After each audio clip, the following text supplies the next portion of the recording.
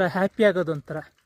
ಇವಾಗ ಈಗ ನೋಡಿ ಇದ್ರ ಮೇಲೆ ನಾವು ಹೋಗ್ತಾ ಇರೋದ್ರಿಂದ ಏನೊಂದು ಖುಷಿ ಆಗುತ್ತೆ, ಇನ್ನೂ ತುಂಬ ಖುಷಿ ಆಗುತ್ತೆ ನೋಡಿ. ಇದು ಹೇಗೆ ಮಾಡಿದ್ದಾರೆ ಅಂದರೆ ತುಂಬ ಅದ್ಭುತ ಮಾತ್ರ ಇದು.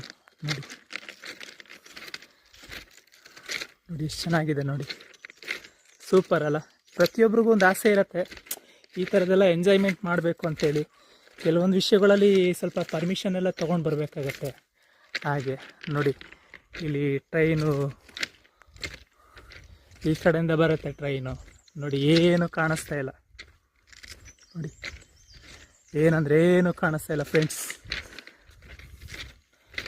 ನೋಡಿ ಫುಲ್ಲು ಕತ್ಲೆ, ಕತ್ಲೆ ಅಂದರೆ ಕತ್ಲೆ ನೋಡಿ ಹೇಗಿದೆ ನೋಡಿ ಫ್ರೆಂಡ್ಸ್.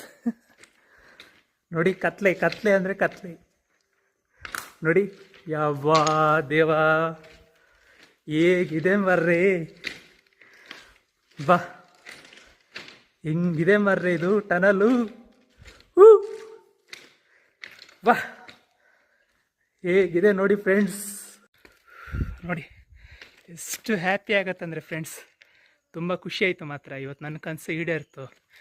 ಇನ್ನೊಂದು ಆಸೆ ಏನಪ್ಪ ಅಂದರೆ, ಈಗ ಒಂದು ಟ್ರೈನ್ ಬರೋದನ್ನು ನೋಡಿಬಿಟ್ರೆ ಮಾತ್ರ ಇನ್ನೂ ಹ್ಯಾಪಿ, ಇನ್ನೂ ತುಂಬ ಹ್ಯಾಪಿನೇ. ಈ ಟನಲಲ್ಲಿ ಹೋಗ್ಬೇಕಾದ್ರೆ ಎಷ್ಟು ಡಗ ಡಗ ಡಗ ಡಗ ಡಗ ಅನ್ನತ್ತೆ, ಭಯ ಆಗತ್ತೆ. ಎಷ್ಟು ಭಯ ಆಗತ್ತೆ ಅಂದರೆ, ಏನಾರು ಟ್ರೈನ್ಗಿನ್ ಬಂದರೆ ಗೋವಿಂದ ನನ್ನ ಕತೆ. ಏನಾಗತ್ತೆ ಹೇಳಿ, ಗೋವಿಂದ ಆಗತ್ತೆ. ಮತ್ತು ಇನ್ನೊಂದು ವಿಷಯ ಏನಂದರೆ ಫ್ರೆಂಡ್ಸ್, ಇಲ್ಲೆಲ್ಲ ಆನೆಗಳಿದ್ದಾವೆ, ಆನೆಗಳು ಮತ್ತು ಚಿರತೆಗಳೆಲ್ಲ ಇದ್ದಾವೆ, ಕಾಡೆಮ್ಮೆಗಳೆಲ್ಲ ಇದ್ದಾವೆ.